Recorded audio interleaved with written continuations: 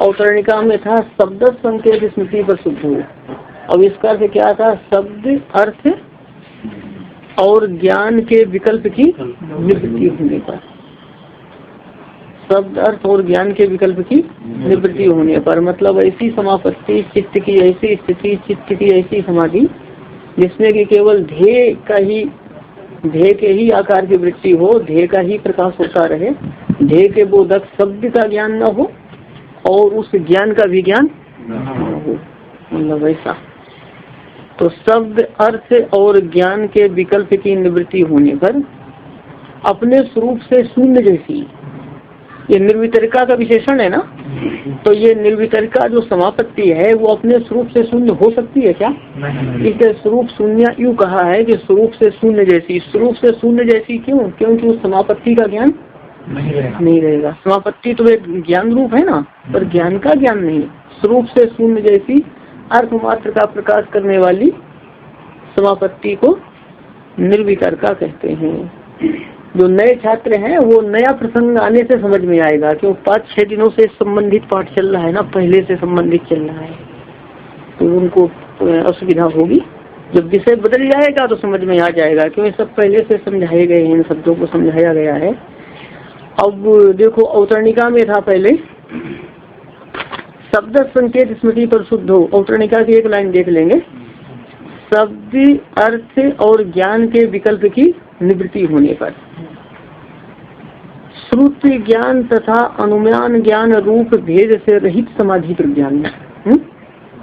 श्रुति ज्ञान और अनुमान ज्ञान से रहित समाधि प्रज्ञा कब होगी?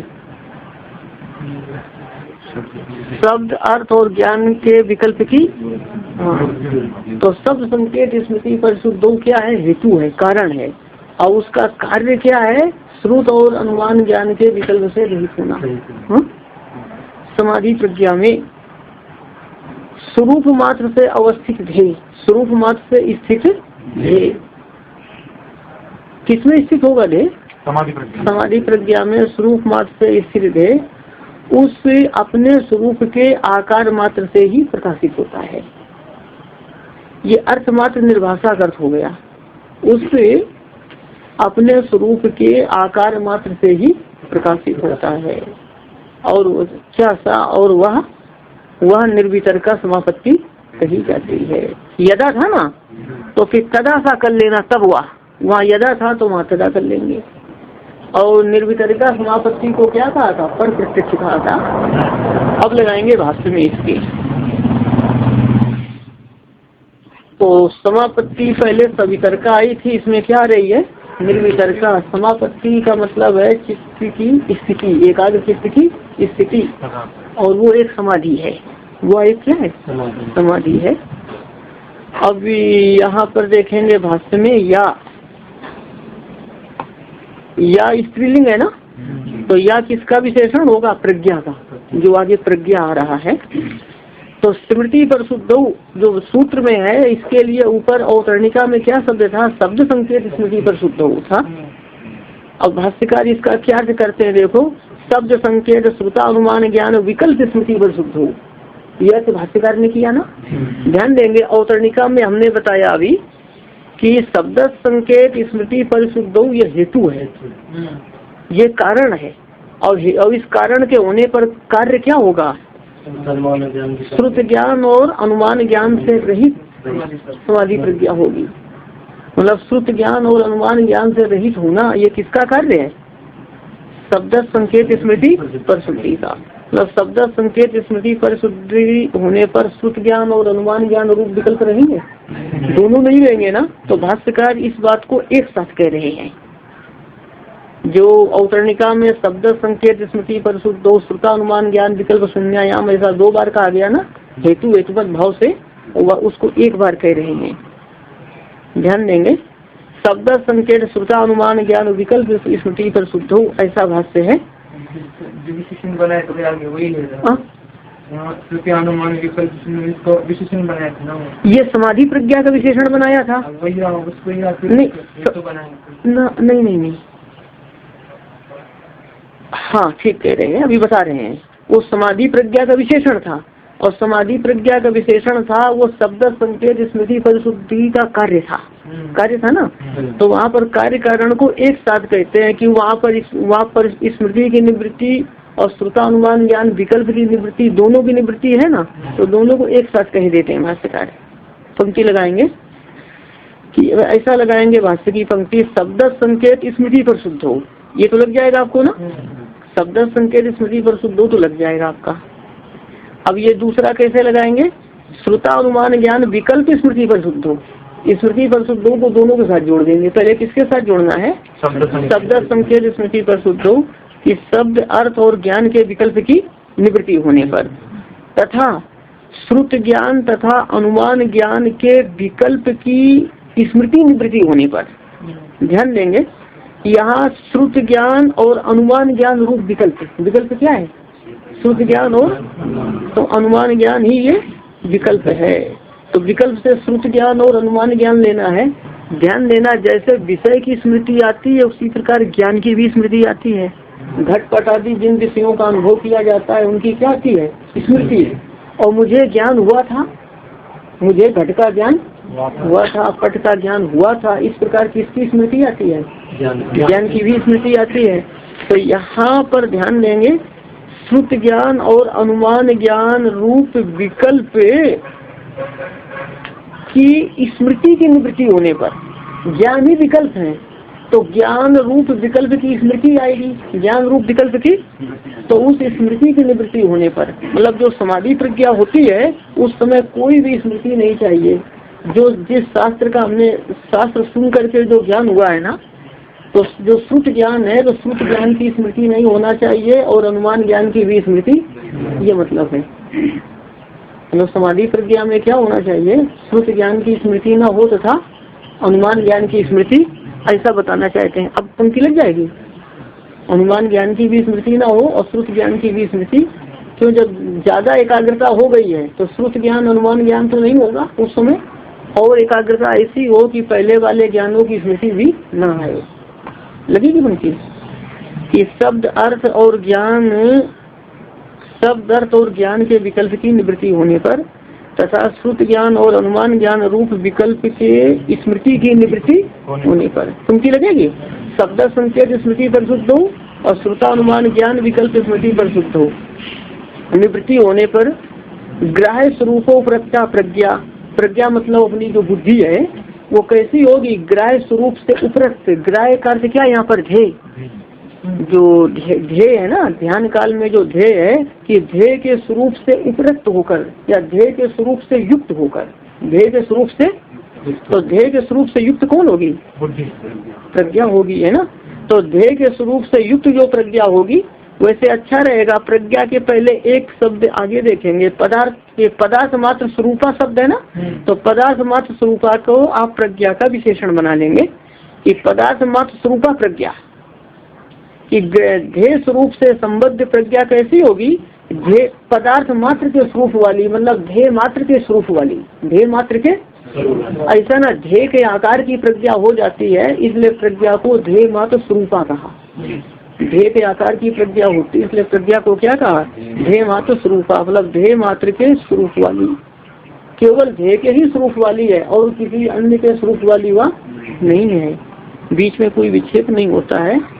तो ग्राह्य स्वरूपों प्रज्ञा ध्येय के स्वरूप से संबद्ध, ध्येय के स्वरूप से संबद्ध और ध्येय के स्वरूप वाली, ध्येय स्वरूप से संबद्ध है और ध्येय के स्वरूप वाली हो गई है। ध्येय स्वरूप से संबद्ध ध्येय मात्र के स्वरूप वाली प्रज्ञा, ध्येय मात्र के स्वरूप वाली कौन है, प्रज्ञा। अब भी ये तो समाधि कालिक प्रज्ञा आ गई ना, और यह जो है प्रज्ञा का विशेषण है, जो कौन, प्रज्ञा। यह से किसको लेना है, प्रज्ञा को लेना है। अब सूत्र में जो है ना स्वरूप शून्य यू है ना, तो स्वरूप शून्य यू को समझा रहे हैं। स्वम यू है ना कि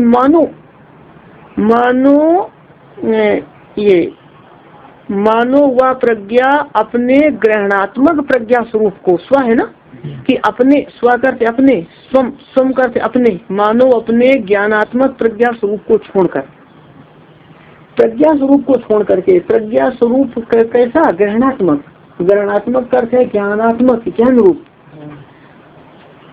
मानो अपने ज्ञान रूप प्रज्ञा स्वरूप को छोड़कर, प्रज्ञा का स्वरूप प्रज्ञा है ना, मानो अपने ज्ञान रूप प्रज्ञा स्वरूप को छोड़कर, तो वो वास्तव में छोड़ती है क्या?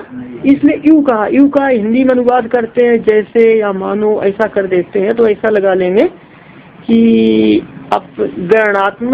अपने ग्रहणात्मक प्रज्ञा स्वरूप को छोड़ने जैसे मानो समझते हैं, मानो ये ऐसा है, हाँ छोड़ने जैसा, तो वही है कि ग्रहणात्मक प्रज्ञा स्वरूप को छोड़ने जैसा, मानो अपने ग्रहणात्मक प्रज्ञा स्वरूप को छोड़कर ग्रह स्वरूपापन्ना यु भवती, ध्येय के स्वरूप को क्या है ग्रह स्वरूपापन्ना कि ध्येय स्वरूप के आकार वाली ही होती है, ध्येय स्वरूप के आकार वाली, हाँ ध्येय के स्वरूप को प्राप्त करने वाली होती है, मतलब ध्येय के आकार वाली ही होती है, तब वह निर्वितर्का समापत्ति कही जाती है। जिसको या से लिया है उसी को सा से लेना है, तो या से आपने किसको लिया था? हाँ, तो तब वह प्रज्ञा निर्वितर्का समापत्ति कही जाती है। निर्वितर्का समापत्ति कौन कही जाती है? प्रज्ञा। ध्यान देंगे बाद में तदा आया है तो पहले फिर यदा भी जोड़ेंगे, कि यदा पहले जोड़ेंगे कि जब शब्द अर्थ और ज्ञान के विकल्प की निवृत्ति होने पर तथा श्रुत ज्ञान और अनुमान ज्ञान रूप विकल्प की स्मृति की निवृत्ति होने पर ध्येय विषय से संबद्ध पदार्थ मात्र स्वरूपा, ध्येय मात्र के स्वरूप वाली प्रज्ञा, ध्येय मात्र के स्वरूप वाली जो प्रज्ञा, या प्रज्ञा कर लेना, यहाँ जोड़ देना या प्रज्ञा, ध्येय मात्र के स्वरूप वाली जो प्रज्ञा मानो अपने ज्ञानात्मक प्रज्ञा स्वरूप को छोड़कर, मानो अपने ज्ञानात्मक प्रज्ञा स्वरूप को छोड़कर ग्रह स्वरूप के आकार वाली हो जाती है, ग्रह स्वरूप के आकार वाली हो जाती है, तब वह प्रज्ञा निर्वितर्का समापत्ति कही जाती है। तब वह प्रज्ञा क्या कही जाती है? निर्वितर्का समापत्ति कही जाती है। पंक्ति लगा लो, कोई असुविधा हो तो पूछ लो। क्या तदा है उसमें? नहीं, सात तदा नहीं उसमें है? इसमें कहते तदा नहीं है, लिख लो। इसमें तदा दिया है इसलिए हमने कहा कि वहाँ जोड़ लो। इनके संस्करण में तदा नहीं है, इसमें है तदा। ये तदा ये किसका है? आरण्य का, हरियाणानंद का है ना, श्रीवास्तव का। अच्छा, इसमें है तदा? श्रीवास्तव में तो है, इसमें देखना आरण्य में नहीं है, आरण्य में भी नहीं है, तो उसके बिना भी लग जाएगा, कोई बात नहीं है ना। यदि तदा है तो फिर यदा का त्याग करना पड़ेगा, तो जैसा आप चाहें। इसके बिना भी लगता है, तब प्रज्ञा निर्वितर्का समापत्ति, तो वह प्रज्ञा निर्वितर्का समापत्ति कही जाती है। तदा नहीं है तो ग्रंथ तब भी लग जाता है, वो है तो भी लग जाता है। पंक्ति देख लो, लग जाएगी, स्पष्ट हो जाएगा विषय। हाँ, जो पहले से बैठ रहे हैं पाठ में वो तो उनको तो लग जाएगी, और विषय बदलेगा तब नए लोग भी समझ जाएंगे, क्यों पहले से 4-5 दिनों से विषय चल रहा है लगातार। तथा च व्याख्यातम, और वैसा अवतरणिका में व्याख्यान किया गया। कहाँ किया गया? यदा पुनः शब्द संकेत स्मृति पर शुद्ध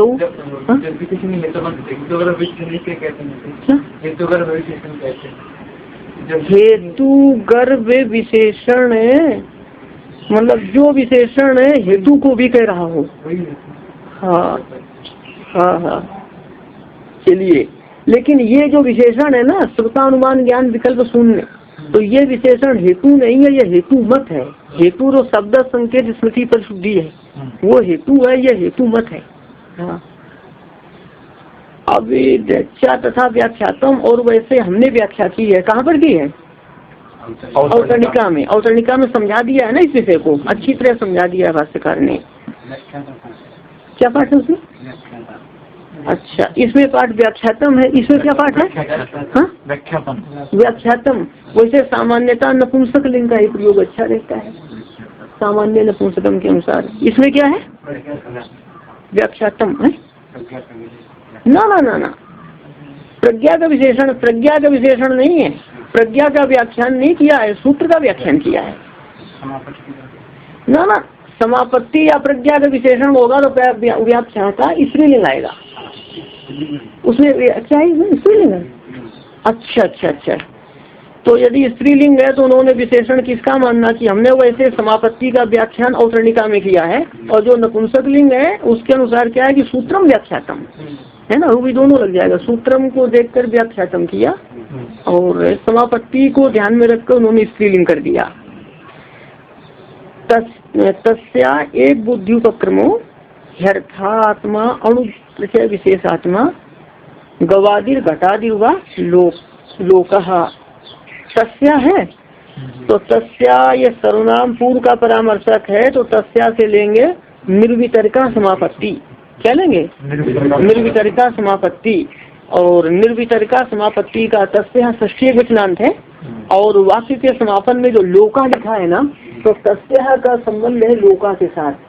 यहाँ लोका कर से विषय लोक्यते ज्ञायते इति लोका, तो लोका कर क्या हो गया? विषय। निर्वितरिका समापत्ति का विषय, निर्वितरिका समापत्ति का विषय। तो चित्त को जिसमें लगाएंगे, किसी भी गाय में, घट में, किसी में लगा ले। ईश्वर को बार बार नहीं कह रहे हैं, क्योंकि पहले जो है ना ईश्वर का वर्णन आ चुका है ना, तद हाँ वो तो आ चुका है, इसलिए उसको नहीं कहते हैं। तो ध्यान देंगे निर्वितरिका समापत्ति का गोवादि अथवा घटादि विषय, गवादि रुवा घटादि रुवा लोका, गोवादि अथवा घटादि विषय, मतलब जिसमें भी चित्त को एकाग्र करना चाहते हैं, किसी गो में, घट में, चंद्र में, तारक में, नक्षत्र में, अपने आराध्य देवता में, किसी में भी निर्वितरिका समापत्ति का गवादि अथवा घटादि विषय। अभी ये गवादि घटादि लोका सब प्रथमा वचनांत है ना। हाँ, अभी फिर देखेंगे कुछ विशेषण और लाइए। तो निर्वितरिका समापत्ति का जो विषय है वो कैसा है? एक बुद्धि उपक्रमा। एक बुद्धि उपक्रमा का अर्थ है एक बुद्धि का जनक, एक बुद्धि का, हाँ एक बुद्धि का जनक। मतलब निर्वितरिका समापत्ति क्या है कि चित्त को एक में लगाना है। चित्त को किसमें लगाना है? एक में लगाना है। तो एक विषय में जो चित्त लगेगा वो कैसा हो जाएगा? एकाकार हो जाएगा। कैसा हो जाएगा? तो एक बुद्धि उपक्रमा करते एक बुद्धि का जनक, एक बुद्धि को करने वाला। एक बुद्धि को करने वाला कौन होगा? या किसके साथ अन्वय है एक बुद्धि उपक्रमा का? ये लोका का विशेषण है। तो एक बुद्धि को करने वाला कौन है? विषय। एक बुद्धि को करने वाला मतलब एक ज्ञान को करने वाला। एक ज्ञान का मतलब एकाकार वृत्ति को करने वाला। किसको करने वाला? हाँ, एकाकार वृत्ति को एक वृत्ति कहा गया यहाँ पर कि एक ही बुद्धि का जनक, एक बुद्धि का मतलब एक बुद्धि को करने वाला कौन होगा? विषय। किसका विषय? निर्वितरिका समापत्ति का विषय कैसा है? एक बुद्धि को करने वाला, एक बुद्धि का जनक है। ही अर्थात्मा है या ही एव अर्थ में है, मतलब एक बुद्धि को ही करने वाला। ही का अर्थ है एव, और अर्थात्मा है। अर्थात्मा का मतलब है यहाँ पर पदार्थ, स्वरूप या पदार्थ। अर्थात्मा का क्या अर्थ है यहाँ पे? पदार्थ। पदार्थ तो ऐसा लगाएंगे निर्वितरिका समापत्ति का विषय, निर्वितरिका समापत्ति का गवादि अथवा घटादि रूप पदार्थ विषय है। गवादि अथवा घटादि रूप पदार्थ विषय है। और वो विषय कैसा है? एक बुद्धि का जनक है। एक बुद्धि का जनक है। अब ये शब्द देखेंगे अणु प्रत्यय विशेषात्मा। अणु प्रत्यय विशेषात्मा का अर्थ लिख लो सूक्ष्म कारणस्य, सूक्ष्म कारणस्य स्थूल परिणाम रूपः। सूक्ष्म कारणस्य स्थूल परिणाम रूपः। सूक्ष्म कारणस्य स्थूल परिणाम रूपः।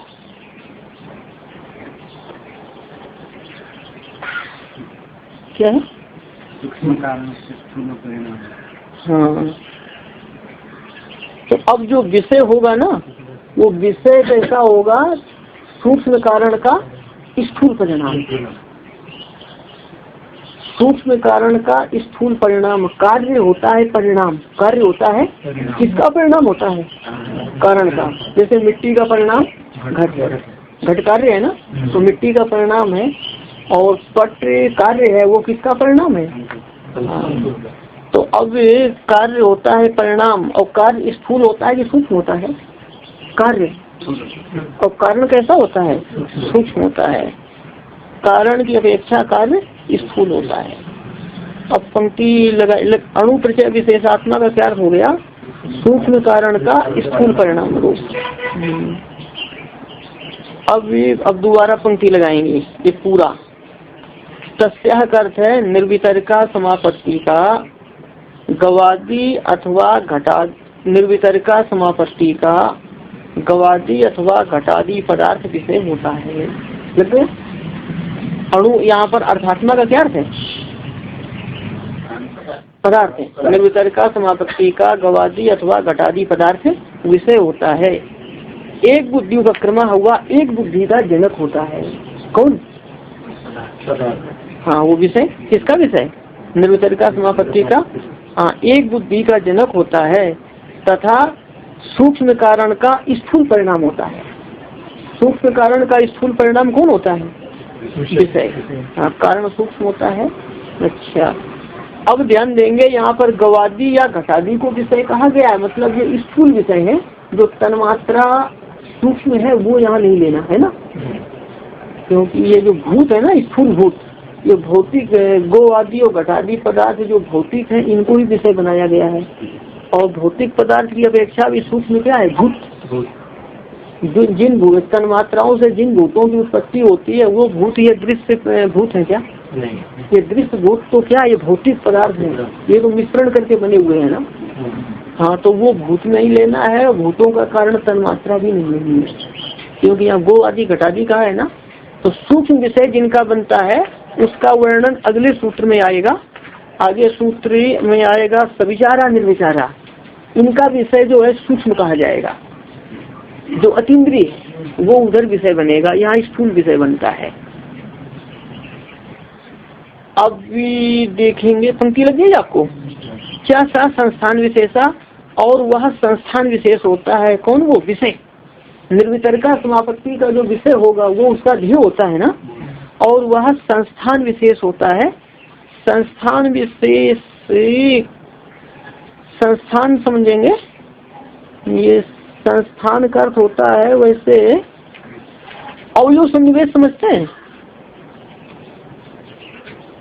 अवयव सन्निवेश विशेष, अवयव की रचना। अवयव सन्निवेश का अर्थ होता है अवयव की रचना। तो और वह संस्थान विशेष वाला ऐसा अर्थ कर लेंगे। क्या अर्थ करेंगे? संस्थान विशेष वाला, मतलब अवयव की रचना विशेष वाला। अवयवों की रचना विशेष, अवयव की रचना विशेष वाला। कौन? वो लोक, मतलब विषय, उसमें अवयवों की विशेष रचना है ना, वह संस्थान विशेष वाला है या अवयव की रचना विशेष वाला है। अवयवों की रचना विशेष वाला है। अवयवों की रचना अलग अलग होती है ना सभी प्राणी में। हाँ, गो का अवयव संस्थान अलग होता है, महिष का अवयव संस्थान अलग होता है, और मानव का अवयव संस्थान। और वह विषय संस्थान विशेष वाला है, अर्थात अवयव सन्निवेश विशेष वाला है, अवयव की रचना विशेष वाला है। कौन? वो विषय तथा भूत सूक्ष्म का साधारण धर्म है। भूत सूक्ष्म का ध्यान देंगे तो जो कार्य होता है वो कारण का धर्म होता है। कार्य किसका धर्म होता है? जैसे तंतु से पट उत्पन्न होता है तो पट कार्य किसका धर्म हुआ? तंतु का धर्म हुआ। अब तंतु का धर्म हुआ तो किसी एक तंतु का धर्म हुआ या सभी तंतुओं का धर्म हुआ? जितने तंतुओं से पट बनता है सभी तंतुओं का धर्म हुआ ना। तो सभी तंतुओं का जो धर्म होगा उसे साधारण धर्म कहेंगे कि असाधारण कहेंगे? तभी इसमें लिखा है साधारण धर्म। भूत सूक्ष्म का साधारण धर्म है। भूत सूक्ष्म से लेना यहाँ पर सूक्ष्म कारण है। क्या लेना यहाँ पर? हाँ, ये सूक्ष्म कारणानाम क्या होगा इसका? सूक्ष्म कारणानाम की सूक्ष्म कारण का साधारण धर्म है। सूक्ष्म कारण का साधारण धर्म है। वैसे भूत सूक्ष्म का प्रयोग अधिकता से तन्मात्रा के लिए होता है योग शास्त्र में। ठीक है, भूत सूक्ष्म का साधारण धर्म है, मतलब सूक्ष्म कारण का साधारण धर्म है। जैसे तंतु से पट उत्पन्न होता है, पट क्या होगा? वो तंतुओं का साधारण धर्म होगा। अब देखो ये भी बताना चाहते हैं कि ये जो कार्य होता है वो कारण से अतिरिक्त नहीं होता है। जैसे मिट्टी से बना हुआ घट मिट्टी से अतिरिक्त है क्या? तंतु से बना हुआ पट तंतु से अतिरिक्त है क्या? तो यहाँ पर क्या शब्द है? आत्मभूता। तो आत्मभूता है ना, तो आत्मभूता का अर्थ हो जाएगा कि यहाँ पर कारण रूपा। क्या हो जाएगा? हाँ, वो कारण रूप होता है। कौन? हाँ, कार्य विषय। सा से क्या लिया? विषय, और वह विषय संस्थान विशेष वाला है या अवयव की रचना विशेष वाला है। भूत सूक्ष्म का मतलब सूक्ष्म कारण का साधारण धर्म है। कौन? विषय। और वो आत्मभूता, आत्मभूता का अर्थ है कारण रूप है, और विषय से कार्य लिया है ना। हाँ, गवा दिया, घटा दी। या आत्मभूता के बाद में पूर्ण विराम चाहिए, क्योंकि वाक्य समाप्त होता है। इसमें श्रीवास्तव के संस्करण में नहीं है विराम। हाँ, विराम, पूर्ण विराम चाहिए। अब देखेंगे, और फलेन व्यक्तेन अनुमितः स्वाव्यंजकांजनः प्रादुर्भवति। फलेन व्यक्तेन अनुमितः, फलेन से लिख लो कार्य दर्शन रूप फलेन।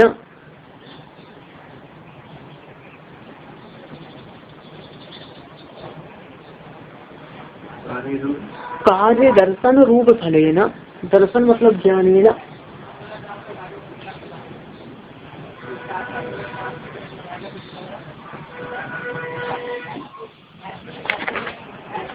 क्या लिखा आपने?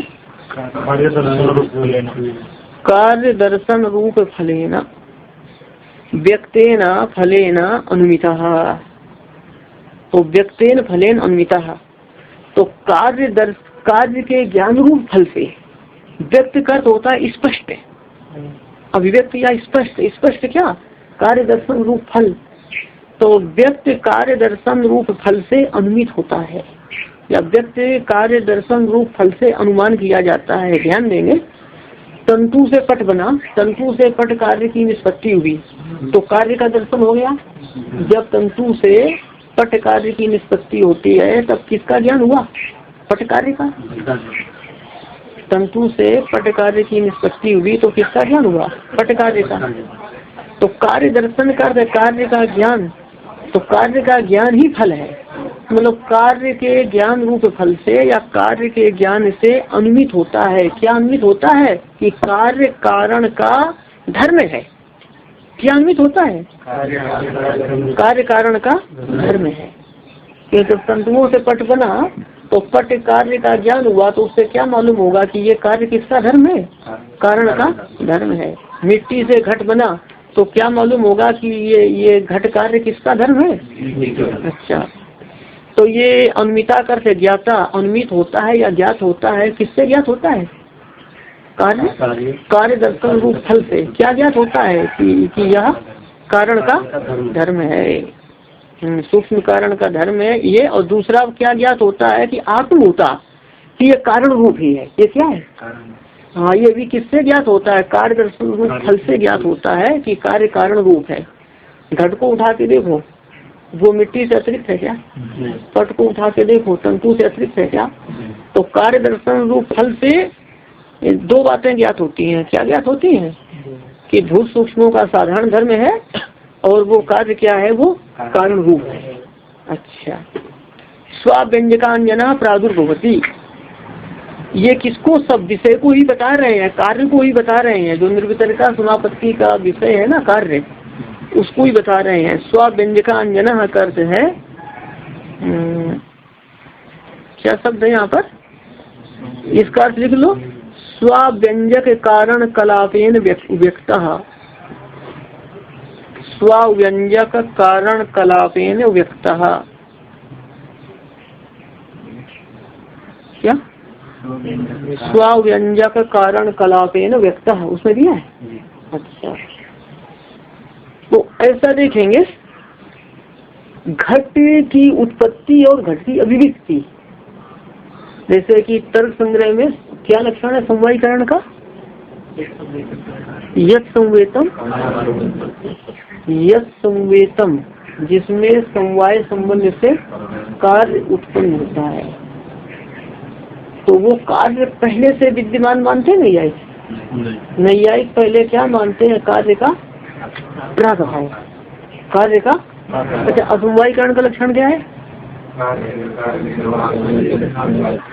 अच्छा ठीक है, मतलब नैयायिक क्या है कि कार्य की उत्पत्ति के पहले कार्य का प्राग अभाव मानते हैं, मतलब कार्य पहले नहीं रहता है, कार्य का अभाव रहता है पहले। और सांख्य और योग शास्त्र ये क्या है, सत्कार्यवादी है, इसके अनुसार कार्य क्या है, उत्पत्ति से पहले रहता है। जैसे तिल से तेल निकालते हैं ना, तो तेल पहले से तिल में विद्यमान रहता है, तो उसको अभिव्यक्त होता है। वो जैसे अंधेरे में घट रखा हो तो प्रकाश के द्वारा वो क्या होगा, नया उत्पन्न होगा, क्या अभिव्यक्त हो जाएगा ना। तो वैसे ही कहते हैं कि ये कारण के द्वारा कार्य अभिव्यक्त हो जाता है, कारण में कार्य पहले से विद्यमान रहता है। जब विद्यमान रहता है तो उसकी क्या होती है, कारण के द्वारा अभिव्यक्ति। तो पंक्ति लगाएंगे, स्वाव्यंजकांजना का अर्थ है अपने व्यंजक, व्यंजक का अर्थ है व्यंजक, कारण का अर्थ है अभिव्यक्ति के कारण, अपनी अभिव्यक्ति के कारण। श्वास लेना यहाँ पर कार्य है ना, कि अपनी अभिव्यक्ति के कारण समूह से, कारण कलाप का अर्थ है कारण समूह, कारण कलाप का क्या अर्थ है, जैसे घट की उत्पत्ति में दंड चक्र चीवर कुलाल अनेक कारण होते हैं ना, तो कारण कलाप का अर्थ होता है कारण समूह। अपनी अभिव्यक्ति के कारण समूह से अभिव्यक्त होते हुए, व्यक्ता है ना, तो व्यक्ता सन ऐसा कर लेना, अपनी अभिव्यक्ति के कारण समूह से अभिव्यक्त होते हुए प्रकट होता है, ऐसा कर लेना अर्थ। प्रादुर्भूत का क्या अर्थ होगा, प्रकट होता है। अपनी अभिव्यक्ति के कारण से अभिव्यक्त होता हुआ प्रकट होता है। कौन प्रकट होता है, कार्य। अच्छा, क्या धर्मांतरो उदय तिरुभवती। अब ध्यान देना, जैसे मिट्टी से क्या प्रकट हो गया, घट, और तंतु से क्या प्रकट हो गया, पट। और यहाँ कार्य के लिए धर्म शब्द का प्रयोग किया है ना, भूत सूक्ष्माणाम साधारणो धर्मा किया है ना प्रयोग। अच्छा, और धर्मांतरो उदय, ध्यान देंगे कि तंतु की अपेक्षा धर्मांतर क्या था, पट, पट था ना, और पट की अपेक्षा धर्मांतर फिर क्या हो जाएगा, तंतु हो जाएगा ना। और ऐसा समझना, मृत्तिका की अपेक्षा धर्मांतर क्या है, घट, और घट की अपेक्षा धर्मांतर कपाल। मतलब मिट्टी से घट बना, घट फूट कर फिर क्या हो जाएगा, कपाल। तो क्या धर्मांतरों उदय, और अन्य धर्म का उदय होने पर, अन्य धर्म का उदय होने पर या अन्य धर्म के आने पर, अन्य धर्म कौन हुआ, कपाल, और अन्य धर्म के आने पर घट कार्य तिरोहित हो जाता है, और अन्य धर्म के आने पर, अन्य धर्म कपाल के आने पर घट कार्य तिरोहित हो जाता है। सह ऐसा धर्म अवयवी की उच्चते, वह या धर्म अवयवी इस नाम से कहा जाता है। धर्म किस नाम से कहा जाता है, अवयवी नाम से कहा जाता है। तो ये जो कार्य को कारण का धर्म कहा है, और वो कार्य क्या होता है, अवयवी। अनेक तंतुओं से क्या बनता है, पट, तो पट क्या हो गया, अवयवी, और तंतु क्या हो गए, अवयव हो गए। मृत्तिका से क्या बनता है, घट है, और कभी घट का समवायी कारण न्याय ग्रंथों में क्या आता है, कपाल, वेदांत ग्रंथों में मृत्तिका कहते हैं। मृत्तिका घट का उपादान कारण है, तो बात एक ही है। ऐसा कहते हैं, तो बड़े बड़े घट होते हैं ना, खूब बड़े बड़े, वो तो एक साथ मिट्टी से बनाए जाते हैं, और छोटे नहीं, जो बड़े मुंह वाले घट है ना, वो तो ऐसा दो को जोड़कर बनाते हैं, और छोटे मुंह वाले एक साथ बनाए जाते हैं। तो ये ऐसा समझ लेना वही है। तो घट का कारण कपाल और घट का कारण मृत्तिका, दोनों बात सही है ऐसा। तो ये वहाँ पर कपाल क्या हो जाएंगे, अवयवी, और घट क्या हो जाएगा, नहीं कपाल हो जाएगा अवयव, दो कपाल हो गए अवयव, और घट क्या हो गया, अवयवी हो गया। तो अवयवी हुआ ना, तो वह या धर्म मतलब कारण साकर से, वह कौन, जो पूर्व में कहा गया, पूर्व में कहा गया यह धर्म अवयवी कहा जाता है। किसका धर्म, कारण का धर्म अवयवी इस प्रकार कहा जाता है। अभी देखेंगे, यह असौ एकाचा, यह असौ एकाचा महंचा अणियांचा, महंचा अणियांचा स्पर्शमांचा क्रिया धर्म का चा अनित्याचा तेन अवयविना व्यवहारः क्रियन्ते। अवयवी को बता रहे हैं जो या एक है, और जो ध्यान देना, जिन तंतुओं से पट बनता है उन सभी तंतुओं को एक ऐसा कह सकते। तो एक नहीं, तंतुओं से पट बनता है, तो पट को आप एक कह रहे हैं कि उन सभी तंतुओं को एक कह रहे हैं आप? पट को, कि जो या असो, जो या एक है, जो या एक है, महान कर से बड़ा है और छोटा है। कोई वस्तु बड़ी होती है, कोई वस्तु, हाँ, जो या एक है, बड़ा है, छोटा है, स्पर्श वाला है। कैसा है? हाँ, यहाँ भी समझ लेना, स्पर्श वाला, रूप वाला, गंध वाला, कुछ भी कह सकते। स्पर्श वाला है, क्रिया धर्म का क्या, और क्रिया रूप धर्म वाला है। कैसा है? हाँ, क्रिया रूप धर्म वाला है, क्या अनित्य और अनित्य है, और अनित्य। ध्यान देना, जो एक है, बड़ा है, छोटा है। बड़ा हो मतलब कोई वस्तु बड़ी होगी, कोई छोटी होगी, या किसी की अपेक्षा बड़ी, किसी की अपेक्षा, तो दोनों कह सकते हैं। किसी के एक ही वस्तु को बड़ा भी कहा जा सकता है और छोटा भी कहा जा सकता है। एक की अपेक्षा यदि वह बड़ी है तो दूसरे की अपेक्षा छोटी है।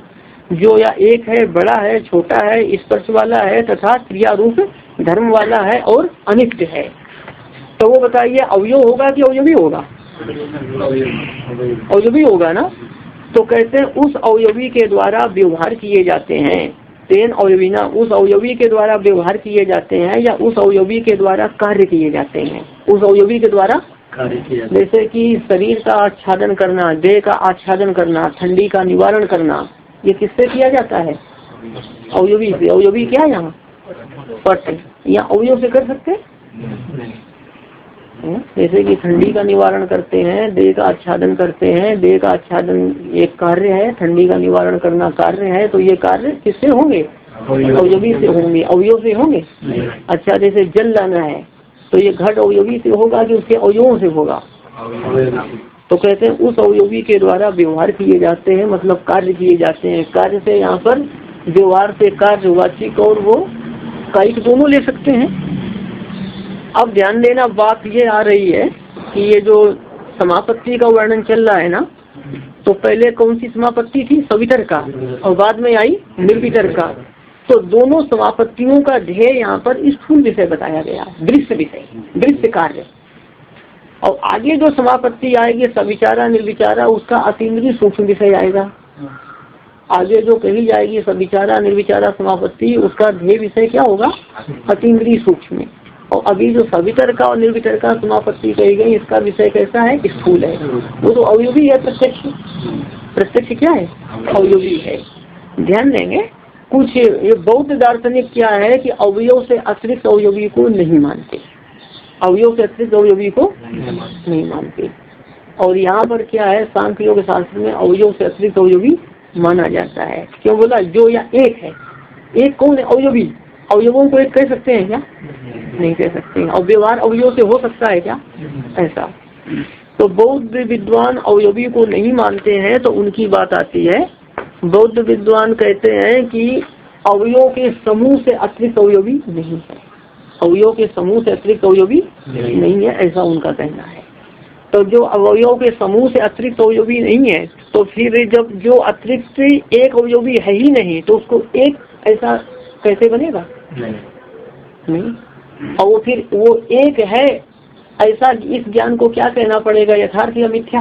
बौद्धों के अनुसार, जो बौद्ध एक अवयवी, बौद्धों का कहना है अवयव के समूह से अतिरिक्त अवयवी नहीं है। अवयव के समूह से अतिरिक्त यदि अवयवी हो तो वो एक कह सकते हैं। तो जो अवयव के समूह से अतिरिक्त अवयवी नहीं है, तो फिर उसको एक समझना कैसा ज्ञान होगा? बुद्धों के अनुसार तो मिथ्या ज्ञान ही हो जाएगा, वो यथार्थ ज्ञान नहीं हो जाएगा ऐसा।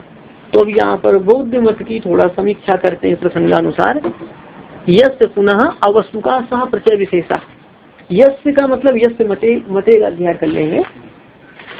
यस्य मते पुनः अवस्तु का सह प्रत्यय विशेषा। जिस बौद्ध विद्वान के मत में पुनः पुनः यस्य मते, पुनः जिस बौद्ध विद्वान के मत में सह प्रत्यय विशेषा अवस्तु का, प्रत्यय विशेषा का अवयवी, प्रत्यय विशेषा का क्या अर्थ है? सह सर्वनाम चल रहा है ना, पूर्व का बोधक, पूर्व का परामर्शक, तो पूर्व में अवयवी आ रहा है ना, तो प्रत्यय विशेषा से क्या लेना है? अवयवी। कि वह अवयवी अवस्तुका, अवस्तुका का अवास्तविक है। अवयवी कैसा है? अवास्तविक है। अवयवी है अवास्तविक। बौद्धों के यहाँ जो है परमाणु तो सूक्ष्म मान्य है, लेकिन और कोई कार्य मान्य नहीं है। परमाणु पुंज ही सब कुछ है उनके अनुसार। परमाणु अवयव है, उनका पुंज ही सब कुछ है। देखना, पुनः यस्य पुनः जी से बौद्ध दार्शनिक के मत में सा प्रचय विशेषा अवस्तु का वह अवयवी अवास्तविक है। लगी पंक्ति? हाँ, अवास्तविक है मतलब यथार्थ नहीं है, मिथ्या है। ठीक है, हाँ, यथार्थ नहीं है, अवास्तविक है, मिथ्या है, समझ लेना।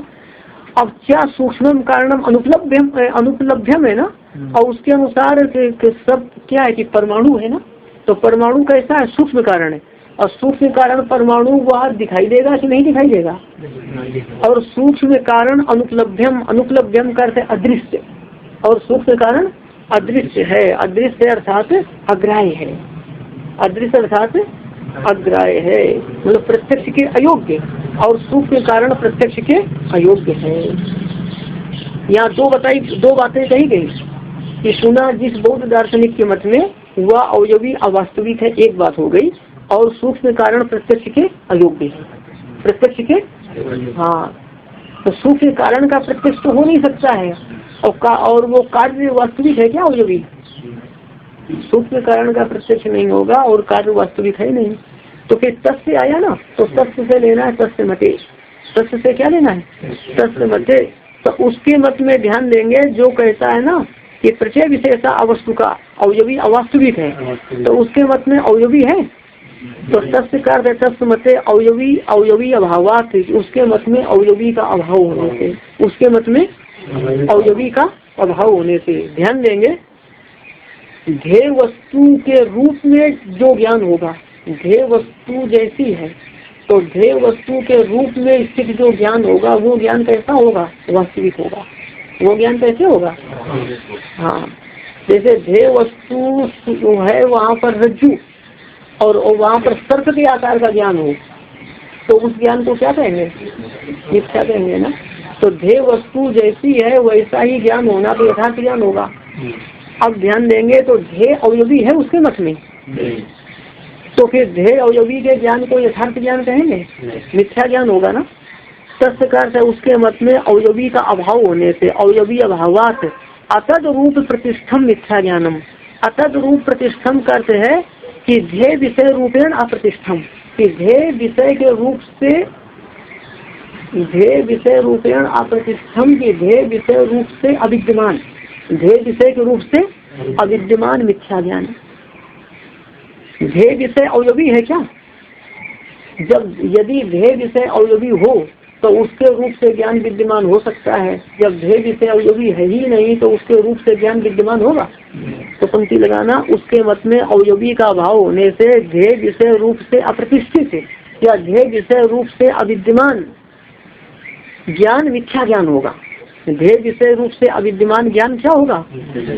हाँ, दोबारा लगाएंगे, उसके मत में अवयवी का अभाव होने से ध्येय विषय रूप से अविद्यमान, ध्येय विषय रूप से अविद्यमान अवयवी का ज्ञान, ध्येय विषय रूप से अविद्यमान अवयवी का ज्ञान मिथ्या ज्ञान है। ऐसे पंक्ति लगाएंगे, ध्येय विषय रूप से अविद्यमान कौन होगा? अवयवी, उस अवयवी का ज्ञान मिथ्या ज्ञान है। अच्छा, या ध्येय विषय रूप से अविद्यमान अवयवी का ज्ञान मिथ्या ज्ञान है। इसी का इस प्रकार प्रायः सभी ज्ञान मिथ्या ज्ञान ही हो जाते हैं, या इस प्रकार प्रायः सभी ज्ञान मिथ्या ज्ञान ही प्राप्त होते हैं, सभी ज्ञान मिथ्या ज्ञान ही प्राप्त होते हैं। कि जितने ज्ञान हो रहे हैं ना ये दृश्य पदार्थों के ज्ञान, वो ज्ञान कैसे हो जाएंगे? हाँ, क्योंकि जो वस्तु नहीं है उसके ज्ञान को क्या कहेंगे? मिथ्या ज्ञान। जो वस्तु नहीं है, जैसे रज्जु में सर्प नहीं है, रज्जु में सर्प नहीं है, फिर वहाँ सर्प का ज्ञान क्या होगा? तो वैसे अवयवी है ही नहीं, और फिर अवयवी का ज्ञान कैसा होगा? हाँ, मिथ्या ज्ञान होगा। ये बौद्ध मत आया। अब बौद्ध मत पर थोड़ा आक्षेप करते हैं। क्या तदा क्या कहाँ पर? हाँ, यहाँ से आए तस्य अविकल्प से। अच्छा, ये पंक्ति हो जाने तो फिर बता देंगे, ठीक है? हो जाने दो, विषय है, बता देंगे आपको, या उसी समय बोल लेते तो हो जाने। तदाचा, और तब तदाचा पाठ है। सम्यक ज्ञानम अपनी किम स्याद विषया भावात, ये सिद्धांति बोल रहा है कि विषयाभावात सम्यक ज्ञानम अपि किम स्यात्, और तब विषय का अभाव होने से सम्यक ज्ञान भी क्या होगा। सम्यक ज्ञान भी, जब विषय का अभाव होने से सम्यक ज्ञान भी क्या होगा, मतलब यहाँ पर प्रश्न नहीं है बल्कि आक्षेप है कि विषय का अभाव होने से सम्यक ज्ञान भी नहीं होगा। विषय का अभाव होने से सम्यक ज्ञान कोई भी नहीं होगा। विषय का अभाव होने से सम्यक ज्ञान भी कोई नहीं होगा। ये प्रश्न किसने उठा दिया? सिद्धांति ने, कि विषय का अभाव होने से सम्यक ज्ञान भी क्या हो सकता है, अर्थात कोई भी सम्यक ज्ञान नहीं हो सकता है।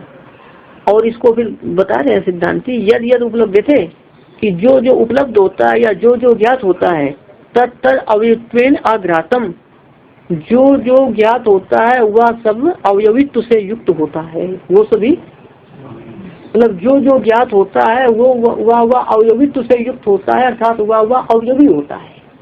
जो भी ज्ञात हो रहे हैं सभी क्या है? हाँ, अवयवित्व से युक्त होता है या अवयवी होता है, कि जो जो ज्ञात होता है वह अवयवी होता है। ये बात ठीक है ना?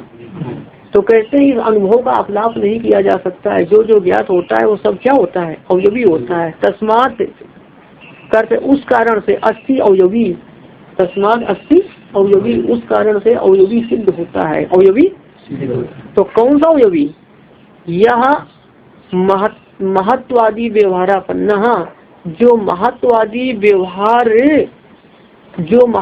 व्यवहार का विषय होता है।